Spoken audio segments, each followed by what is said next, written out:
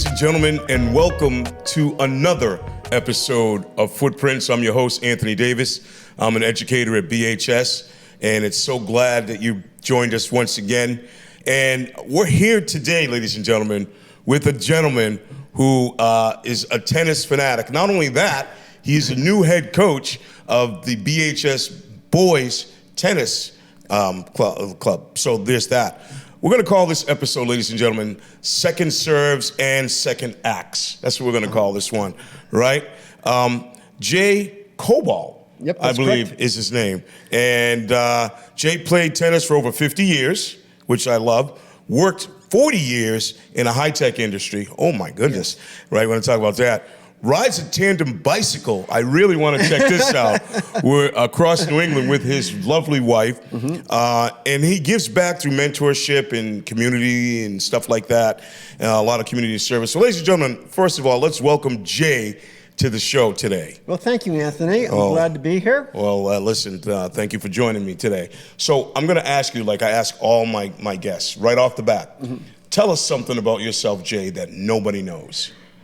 Could be quirky, could be funny. Okay, well, here is a BevCam story for you. Oh, I love it. Okay, I was applying for coaching jobs, and I got a call from Mr. Wood. That's the athletic director, for those that you don't know him. That is correct. He asked me to interview, and he said, you're going to interview with myself and the girls' coach named Craig Bren. Oh, yeah, Mr. Bren. Coach Bren, he's a great guy. And I said, okay, well, I'm going to be interviewing with this Craig Bren guy. I'm going to check him out do a Google search on him. So I do a Google search, and guess what appears? BevCam. Craig Bren, episode 15. Hey, how about that? Yes, okay. And so I look, Footprints, baby. And I said, gosh, this guy's a good guy. Yes, this indeed. He'd be a great guy. And then I looked, and he describes everything, and he's a teacher at Beverly High School. And I'm thinking, gosh, it'd be great to work with a teacher at Beverly High School. Oh, no question. Because, you know, there's a certain synergy there, all right? And then I found out that, you know, he didn't know much about tennis. And I know a lot about tennis. And so I'm looking, I said, this is going to be a great matchup. I'd really like to work here. Perfect. And so when I began to interview, I said, boy, I really like to have this job. How about that? It sounds really good. So, Mr. Bren, ladies and gentlemen, in case you don't know, is a wellness teacher at BHS, Beverly High School. I've been working with Mr. Bren for a number of years, and he is tremendous, as Jay has said. Jay, family, you have some kids, I believe, right? Yes, that's correct. All right. How old are your kids? My son is 31. 31, okay. You're 32, same as age as your same son. Same as my son, Cameron, yeah. Yes, okay. My daughter is 28. Okay. My son lives in Manhattan. Oh, okay. So we're going to get to that in a minute because you do something special with your son. But what I want to know is, do you have any hobbies besides tennis? Lots of hobbies. I do yoga every Monday and Thursday. Ooh. My wife and I ride a tandem bicycle. I love that. I want to talk about that I as love well. public transportation. Okay. I like bike paths. All right. I really like to do bike paths. I was the vice president of Bike to the Sea for 8 years. Oh, wow. And I was also a big brother for 8 years at different times. Wow, mentoring. So mentorship is part of, I'm sure, the way you coach. And we're going to talk a little bit about that as well. Yes. I'm going to ask the first question because I think this is really important to set the stage. What got you hooked on tennis at a young age? The thing I like about tennis, I used to play baseball. Oh. And I would play tennis. Okay. And I found baseball, a lot of times you're in the dugout waiting for your at-bats. Yeah, it's a long Or time. sometimes you're on the field waiting for a ball to come your way. Tennis, you don't have that. Tennis, you're on the court, especially if you're playing singles, every ball comes your way. Doubles, maybe sometimes you're a partner, but you always have to be ready. Yes. So there is the action, constant action that I really like about tennis. I think that's one of the reasons I got hooked on it. Okay, all right. So that's the footprint right there, ladies and gentlemen. There it is. It's been laid down, that foundation. He loved the fast action of it. And as in your life, I'm sure, anything that you love to do, passionate about, it grabs you right away, right? So that's the hook right there. There's the footprint.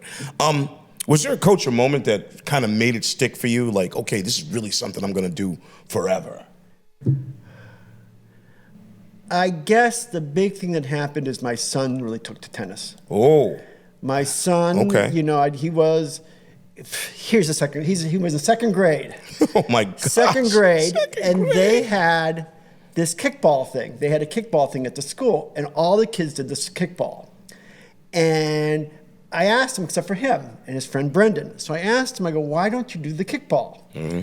And he said, Dad, what happens is you wait in line for a half hour, you get one kick, and that's over. It's it. And I'm thinking, that's me. That's awesome. That's me. You know, I like to be doing stuff. And that's one of the things I remember. That's why I like tennis. That's I love it.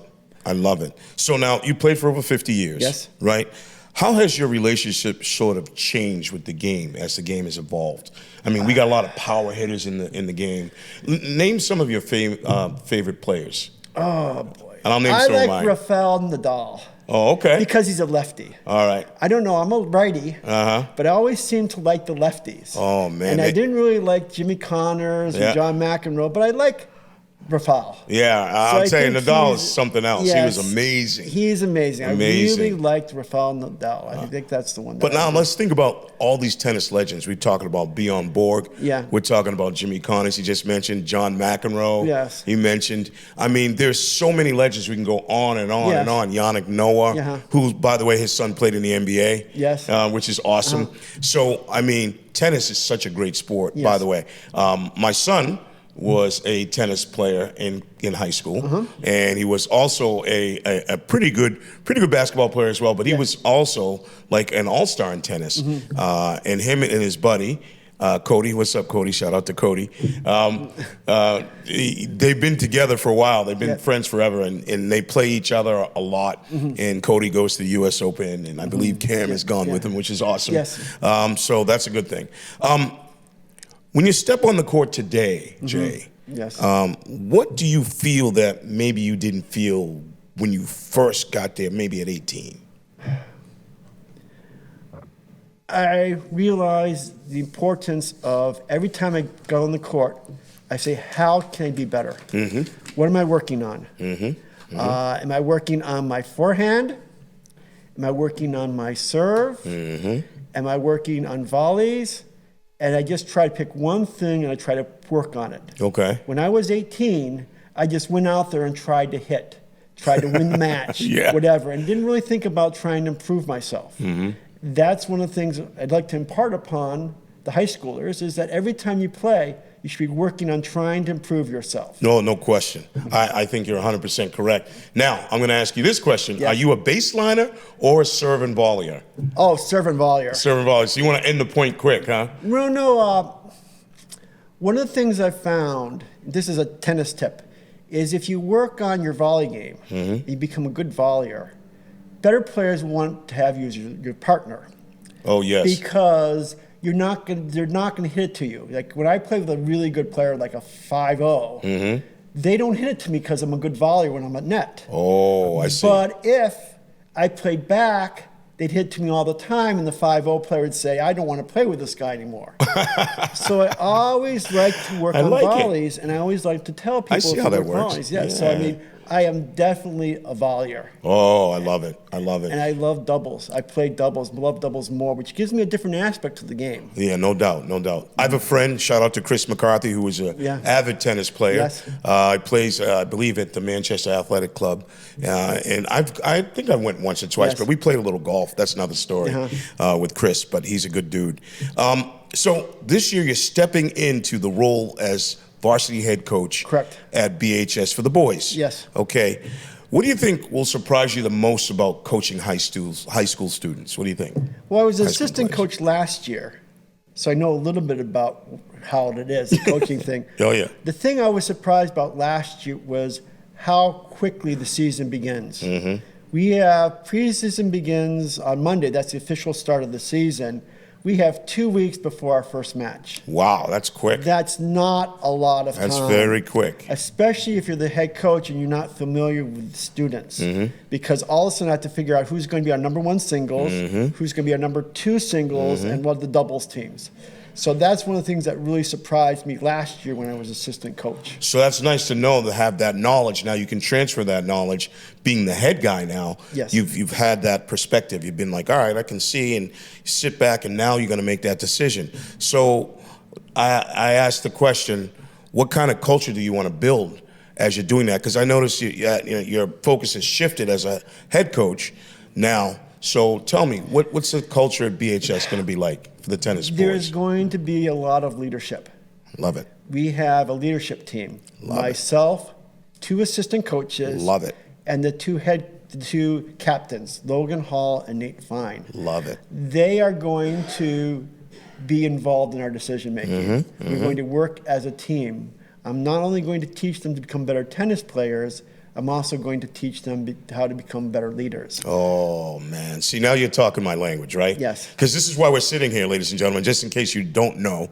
I was a leadership teacher a couple years ago at BHS, and from that leadership class sprung this podcast. I gave an assignment, and the kids we watched a movie called Pay It Forward in class. If you've never seen that movie, it's 25 plus years old. Do yourself a favor and go watch that movie. By the way, if you do like our content, don't forget to subscribe here to BevCam. And also, I'm on Spotify as well as Apple Podcasts. And if you want to come sit here and tell us your story, go to www.footprints.com/footprints, and then fill out the form, the guest form, and you come sit, tell me your story. It'll be awesome. Going to shift gears a little bit. You're also a dad, because you mentioned that earlier, right? And you have some student athletes, which we'll get to what they do. Now, does that change how you approach coaching, in terms of like the different conversations you might have with a player or a student? In terms of being a father? Yeah. I mean, I've done it before, I guess, is helpful. Yes. I mean, let's see. I was a camp counselor, so I went through adolescence as a camp counselor. Ooh, that's big. I was a big brother, so I went through adolescence as a mentor of a little brother. Went through adolescence, my son being adolescent. I went through adolescence last year, so I think, I don't know if this answers your question or not, but it is sort of like... I know where you're going. It is sort of like, I've been there before, I know what they're doing, I've seen that. I know some of their tricks. Oh, yes. They're not going to try to get away with some of these tricks. I know these tricks. Well, Jay, I got to tell you, I have 7 kids myself, but they're all adult children. Yes. I have 4 boys and 3 girls. So I kind of know where you're going with that. Yes. Yeah, they try to get away with a little something, right? But we always know, I seen that coming down the highway. Yeah. You know what I mean? I try to do that to my parents as well. Yes. So I know how that works. Now, let's do some forward thinking here a little bit. When your players graduate, yes, right? Because I anticipate you being here a while. Yes, I can already tell that you have the stuff that Yeah. that really is going to do well here at BHS. What do you hope they say about playing for you once they graduate? I hope they say that they learn not just how to be tennis players, but how to be better players. I also hope that they continue tennis after graduating. I mean, a lot of players will play tennis in high school and sort of say, oh, I'm going to go to college, I'm not going to pick up my racket. Right. I hope that they come back to tennis. If they give it up at college, I hope they come back to tennis. Oh, yeah. And I hope that they've learned some things about being better people from tennis. That's sort of Without a doubt. Yeah. So speaking of tennis, you brought us some props. What did you bring us, Jay? What is this? The U.S. Open. Okay, we got a U.S. Open bag, which is awesome. Check that out, ladies and gentlemen. This is one of my favorite gifts. My son, this is before we went to the U.S. Open, he lived in New York and he saw this and he bought it for me. Wow. And so this is where I keep my rackets. I love it. So let's see, what type of racket do you have? How do you string yours, by the way? Oh. A lot of tension? You know what I mean? I hire someone. Oh, that's perfect. Well, my son is a racket stringer. Oh, no doubt. We have a racket stringer in our basement. How about that? And he had a business. That's perfect. He was racket stringing, Cobau racket stringing. If you Google it, you'll actually come up and see it on Google. It's a business, and occasionally he gets good calls. And he did quite well. He was the racket stringer all of Melrose. And so he strings my rackets. for the most part. I love it. And he's going to try to teach me how to string. He did it a couple of times, but I forgot how to do it, so I'll do that. So this is a Prince. I love Prince it. Power, twist power technology. And I don't know how fast it's tended, but you'll have to beat me on that. So that's okay. Look at that. So I'm telling you, Jay, I think you and I are going to have to play a little bit. I'm not as good as you, I'm sure. Oh, okay, but I'm going to get out there and I'll give it my best. And, you know, I always say, do your best to get the rest. Yes. You know what I mean? That's always what it's about. Let's transition a little bit now. Here's something I love about you. Yes. You spent 40 years in the high-tech industry, yes, right? Now, that's not exactly the traditional pipeline toward being a coach, right? So why the change all of a sudden? Why get away from that? Because I always wanted to be a tennis coach. Okay. And I saw that if I waited too much longer, I might not physically be able to do it. Okay. And so last year I began the process where I was an assistant coach at a school. And I really loved it. So I spoke to my wife and said, I want to be a head coach next year. Okay. And I said, you know, if I become the head coach, I might have to take a leave of absence of my job. And she was very supportive of it. Wow. She was very supportive How about of it. that? And so... You married the right woman, Jay. I did marry the right woman. I did marry Shout out the to right my woman. lovely wife, Courtney. What's your wife's name? Ellen. Ellen. Shout out to Ellen as well. How about that? That's perfect. Now, what did 40 years in tech really teach you about leadership? Lots of little things. I mean, one of the things that I'm going to take with me is in high tech, there's sometimes very poor communication. And what they've done is they have these idea of one-on-one meetings. I don't know if you've heard of them, but you schedule a meeting with, your boss schedules a meeting with you, and they're all listening ears. They have to listen to you while you tell them what your concerns are and their weekly meetings. And I thought this would be a great idea to bring in coaching. Because once the season begins, it's going to be very hard for me to actually set aside time to talk to the captains and the coaches. So I've got 4 one-on-ones set up regularly. I've got one-on-one with Coach Wood on Monday. One-on-one with Captain Hall, Logan Hall, on Tuesday. How about that? And one-on-one with Captain Snow on Wednesday, Coach Snow on Wednesday. And a one-on-one with Captain Fine on Thursday. Wow. So that's Nate, all right? So this is a time where at 3:30 every day, this is before practice, I'm going to meet with these people and let them talk to me about their concerns. Wow, how great is that, ladies and gentlemen? So as you can tell, Jay has a lot of footprints, ladies and gentlemen, and he's laying them down, he's laying the foundation, and he's giving back to all of those kids and those players. He's giving them some wisdom and some knowledge, but also teaching them how to be leaders, right? Which is really a good thing, because we want that. We want those guys to be like really, really good people, which they are. Those kids are. Really nice job, Jay, so far. All right, I like it. Now, do you see any parallels, say, between, I don't know, running a project team and maybe running your program, your tennis program? There are lots of parallels. All right. Communication is important. Communication, everyone has to be on the same page with everything. Organization is important. You need to be organized. I took a coaching course, an MIA coaching course. They said the 2 most important things were organization and communication for coaching. Absolutely. And you do that all the time, especially in the high-tech world. You have to be organized, and you have to have a strong degree of communication skills. No doubt, absolutely. Listen, without communication, nothing would ever get done, right? No one would know what to do. And so for you, I love it, because now you started as an assistant coach, and now you're moving to the big chair, they say. And that is more responsibility, but you're ready for it, I can tell, because you've laid that foundation down, those footprints of foundation. I love it. Now, are you secretly sort of analyzing backhands like you used to sort of analyze systems, or? I don't so much analyze the strokes as the game is okay. Whenever I see people play, even my opponents now, I say, what should they be doing better?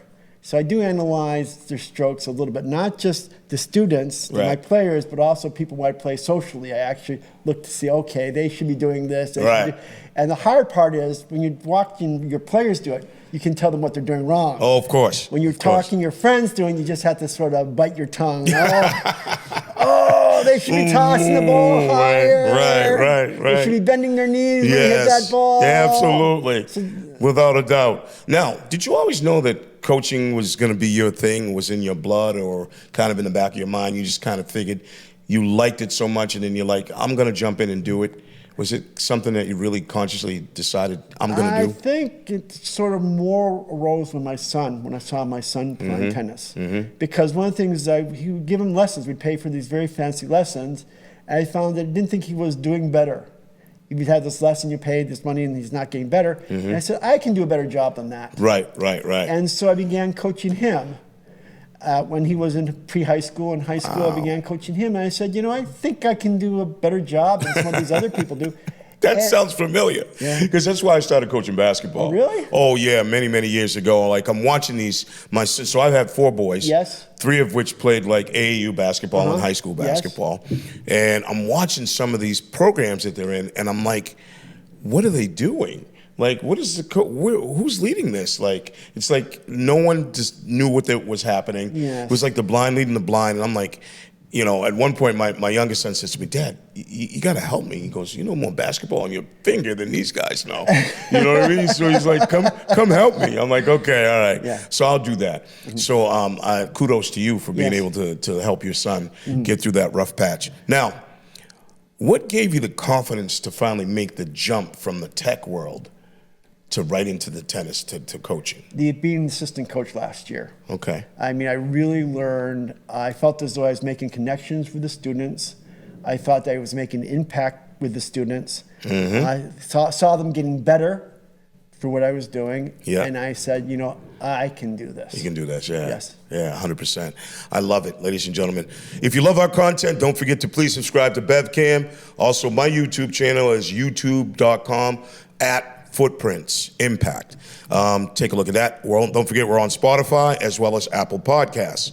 All right? I'm going to switch gears a little bit here. Just a little bit. Family traditions and fitness. This is something I really kind of loved about you. I was reading the whole bio. This made me laugh. Ladies and gentlemen, this guy has a tandem bike with his wife, Jay, right? Jay and his wife. Your wife's name's Ellen again? Ellen. All right, so Jay and Ellen ride a tandem bicycle, and they've ridden in every county in Massachusetts. Correct. Is that correct? Yes. Oh, my gosh. First of all, what a commitment. That's number one. Well, it's something that we really like. We love it. Who steers? Oh, the person in front, which is me.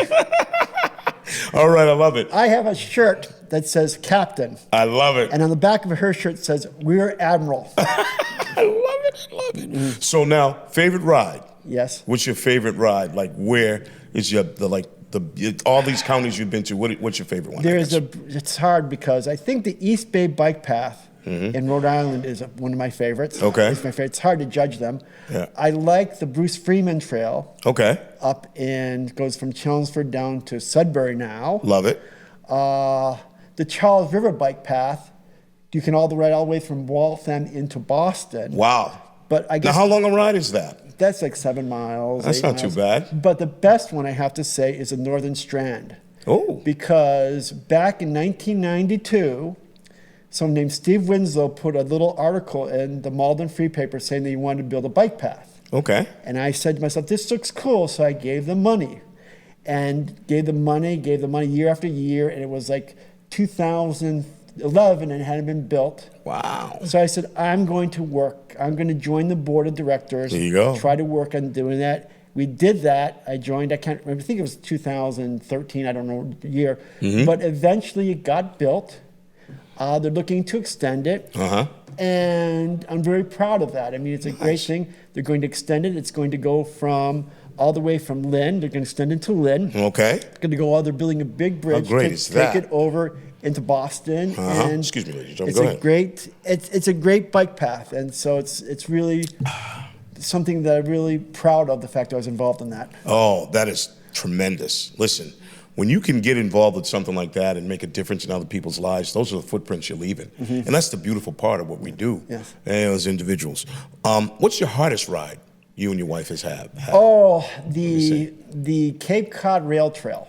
Okay. I don't know if you've been on that one. Never. Never, okay. It's 25 miles. Oh, my. And they keep on extending it. And we want to make sure that every time they extend it, we can do the whole thing. Okay. And so just because of the length of it, it's like 25 miles, and it's a long bike ride. It's an amazing ride, though. Oh, my. Yes. You know, on a beautiful day like today. Oh, yes. How great would that be, right? It was, yes. 25 miles. Make sure you pack a lunch. We stop, we cheat, we go to restaurants. We'll go to a restaurant halfway through or something like that. We don't need any help going to sleep, I can tell you that much. I'm with you right there. Yes. I love it. Now, what does riding a tandem bicycle really kind of teach you about maybe working together, like partnerships and things like that? Okay. You have to listen to your wife. I have to listen to my wife. Listen, when I got married, my wife said, listen to the woman. That was it. And you know what? She's 100% correct. Yes. You know what I mean? Love you, honey. You have to love your wife, the person on back. Absolutely. It's a great activity for a couple. I mean, this is during the summer, almost every weekend, if we don't have any activity, we'll try to go for a bike ride somewhere. It's a great activity for buildings together. It's really helped our marriage out. So, I love it. I love it. Well, it's funny. My wife has certain things she loves to do with her friends and family. She'll go to bingo. I'm a basketball junkie, so I'll play basketball. And then we have stuff we like to do together, which is really lovely. I love it. Shout out to my lovely wife, Courtney, once again. Just want to make sure you laid that foundation down. Talk about traditions. You and your son go to the U.S. Open. Yes. Every year. Okay, so now tell me a little bit about that. How did that start for you guys, and what does it mean for you to be able to do that every year? Well, before my son moved to Manhattan, one time my wife thought it'd be a good idea for us to do that. Oh, okay. So she got us tickets to the U.S. Open, and we went down there, and it was a lot of fun. Oh, my. It's not just watching the players play. It's being in an environment where there are 10,000 people all around you that just love tennis. It's like a big party, a tennis party. And so when he went to Columbia, got his MBA from Columbia. When he was down there, we just picked it up.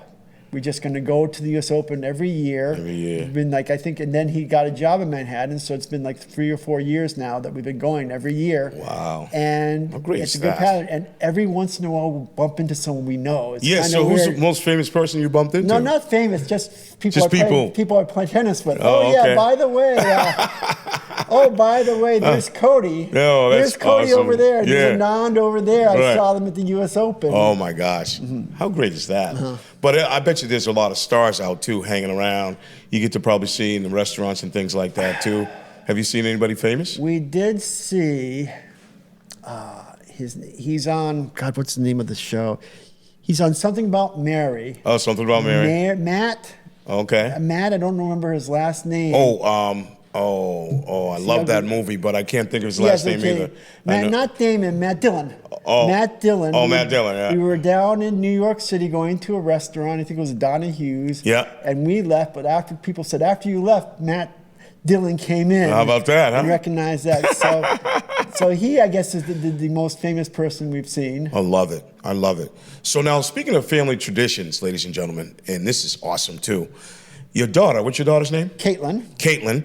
All right, I have a Caitlin as well. It's my oldest daughter's name. How about that? So she runs 20 miles a week, ladies and gentlemen, and teaches yoga, which Jay happens to do twice a week yourself, right?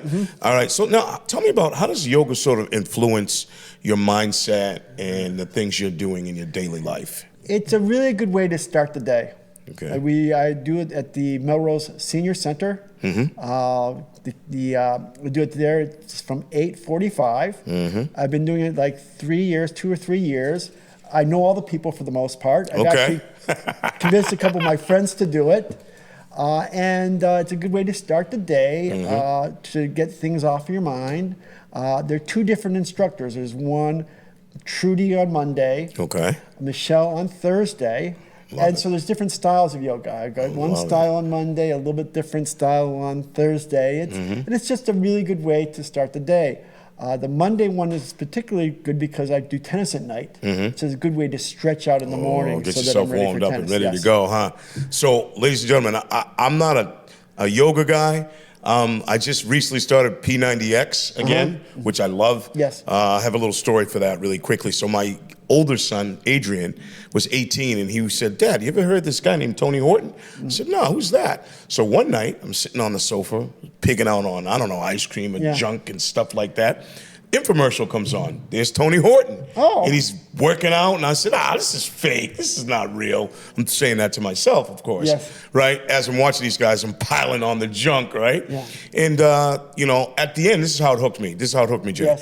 30 seconds left to go in the infomercial. He goes, do your best and forget the rest. And I was like, I could do that. And that's how it hooked me. And I bought those for my 18-year-old son, who at the time was a lifeguard at the YMCA. And the rest, they say, is history. Now I'm streaming it. I love it. I love the P90X. I got to do something. All right.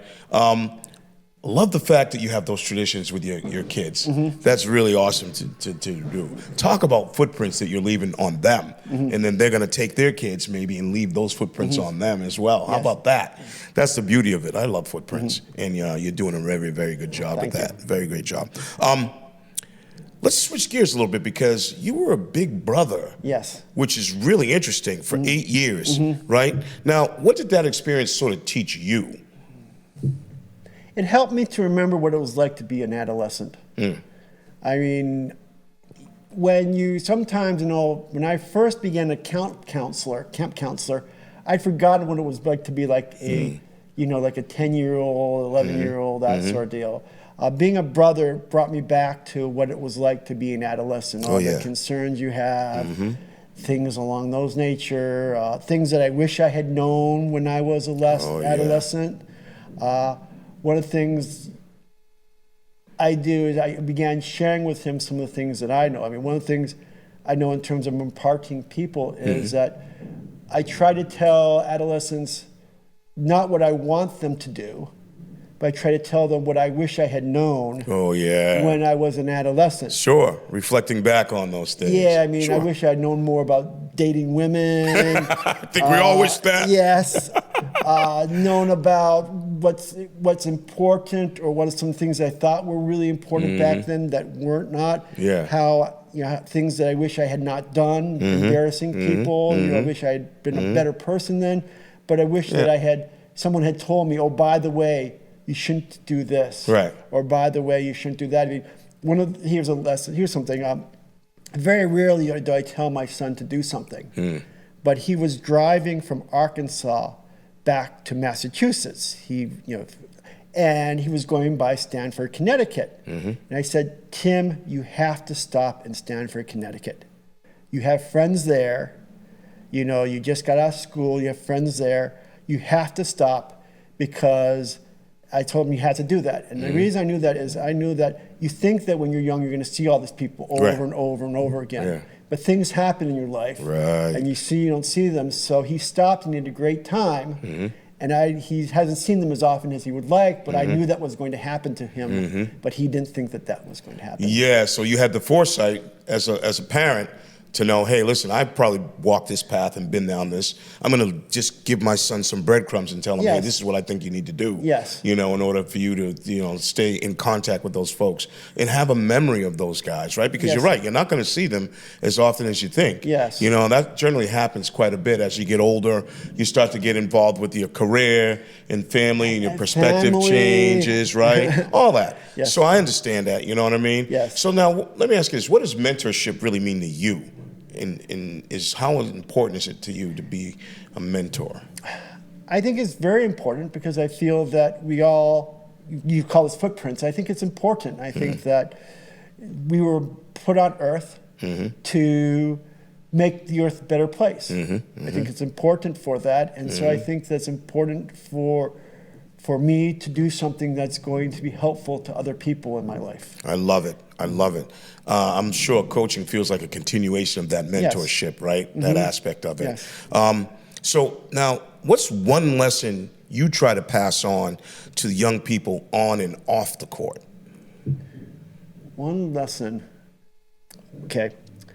When I was in college, I had a friend, and his father told him, he was saying, well, I'm not going to see Jay again or whatever. And his father said, you'll be lucky to have 2 or 3 good friends in your life. 100%. I don't believe that. You can always have friends throughout your life. Yeah. And one of the lessons I would like to impart is that when you graduate from college, if you go to college, or when you have a family, there's always opportunities for you to make new friends. No doubt. And here's a story. My mother-in-law, she got to the age where a lot of her friends were dying. It was very sad. But she joined a community group from her church and began to make new friends. How about that? And she's 90 years old making new friends. So I guess if there's one lesson I'd like to impart is that you're never too old to make new friends. Absolutely. Make connections with other people. 100%. I mean, that's what we're here for.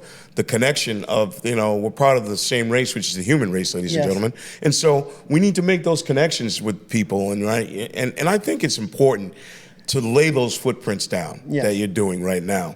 Right? I love what you're doing, Jay. Oh, thank it's you. Awesome. Now, rapid fire stuff. Yes. We're going to ask some rapid fire questions, and I'm going to ask you a couple more. Okay. Then we're going to get up out of here. Okay. I don't want you to think. Don't overthink it. Just whatever the first thing that comes to mind. Favorite tennis player ever? Rafael Nadal. Rafael Nadal. Okay, I love it. Hard court or clay? Clay. Clay. Why clay? I grew up playing on clay. Oh, I love the hard court. I think the speed of the ball, that's just me. I like that. I like to see those big hits. It reminds me, when I play, it reminds me of the court that I played growing up on. Oh, okay. Well, all right. I got you then. That's a good reason. Morning yoga or morning match? Morning yoga. Morning yoga, okay. One place you still want to ride your tandem bike? Across the country. Across the country? Well, ladies and gentlemen, are you kidding me? Well, Across that's the a stretch country. Oh my, that would be something. You should have like a news crew follow you around now, right around across the country. That'd be unbelievable. That'd be amazing. I'm going to say I really would like to do a multi-day trip. I think that's a little bit more reasonable. I think so. That's a little bit, that definitely. I could get behind that. Yes. For sure. Okay. One word that describes this new chapter as head coach for you. Exhilarating. Exhilarating. I love it. I love it. It is exhilarating, ladies and gentlemen, and what a great conversation I just had with Jay Cobau, right? That's how you say it, right? Really a lot of fun. I'm going to ask you one last question. If you could have dinner with anybody, dead or alive, famous or not famous, who would it be and why? Abraham Lincoln. See, me being a humanities teacher, I love that. Yes. Okay, why Abraham Lincoln? Because he did something that was very brave. Sure did. Give me courage. What he did is he decided I was reading a book on Civil War, but what he did is he did something that really was helping other people that didn't really affect him. He ended slavery. And he had a lot of courage to do what he did. Okay. He didn't do it because he was well liked or anything like that. But I think the courage to actually just talk to him and give me courage to do some of the things that I need to do, I'd like to do. I think that'd be the reason why. No question. Mine would be Barack Obama. Really? Yes. And he's alive today, and I'd love to sit down and have just dinner with him and ask him, did you ever think you would win the presidency of the United States and be the first African-American president? Like, what was your vision for that? Did you think that would ever happen? And, and just ask him, how, what he thought about at that particular moment, how he could really help the country and do those things. I would like to sit and have a little bite to eat with Barack. It'd be kind of cool. So, Jay, listen, I forgot to mention, Jay is from Detroit, by the way. Yes. Detroit, Michigan? Outside Detroit. Outside Detroit? Yes. Okay. And, of course, he was there for 40 years as a tech career, right? Well, or was it Boston? I moved to Boston. Moved to Boston? Yes, for years in Boston. All right. So here's the thing, ladies and gentlemen. Let's think about the footprints Jay has laid down. moving from Detroit to Boston, right? Then getting into the tech industry. Those are those footprints. Now being an assistant coach in tennis, and now moving to the head coaching position, right? He's laid all those footprints down while not only going to the U.S. Open with his son and taking that in, but also doing yoga with his daughter who runs 20 miles a week. Those are some footprints, ladies and gentlemen, that I really, really love. You left a lot in a lot of places, Jay. And as you step into your new role, tell me, what are you most excited about? Just working with the players. Okay. Working with the players, working with the coaches, just being part of Beverly community. Yeah, being part of the Beverly community. I'll tell you, it's a beautiful thing to be part of the Beverly community. I've been here 6 years, and I really enjoy being part of the community and having a great time, not only with my colleagues, but also with you, because I'm going to see you a bit, because me and Mr. Brent are pretty good friends, and I'm going to come to some tennis matches, and we're going to talk. We're going to high five like this, and all of that. It's going to be a lot of fun, believe me. Ladies and gentlemen, if you, again, live our content, don't forget to subscribe to BevCam, and also go to youtube.com @FootprintsImpact, and don't forget we're on Spotify as well as Apple Podcasts. Hopefully you enjoyed today's episode. I want to thank my guest, Jay Cobau, for coming here today. As we're now leaving you, ladies and gentlemen, and Jay is now going to be the new Beverly High School tennis coach for boys, I want to give them some support, right? Come see some matches. Maybe grab a racket or something if you want to, right? Can I say one thing? You may, Jay. Okay. The Beverly's team, we have 6 returning players. We need 7 to field a team.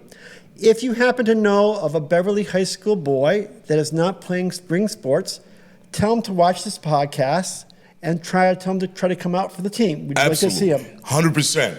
No doubt about it. We want as many guys coming out to support this new head coach who I know is going to do some amazing things at BHS, right? And ladies and gentlemen, thank you for tuning in. And I just want to say a couple more things. You know, Beverly High School is a unique place. And when you get an individual that comes in with the passion that this gentleman is going to have, it's going to be amazing. I can tell you right now. So grab yourself a racket, maybe a cold drink.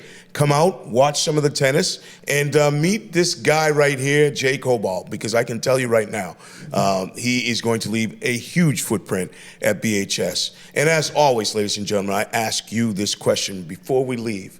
Who left a footprint on you? I'll see you next time. Bye-bye.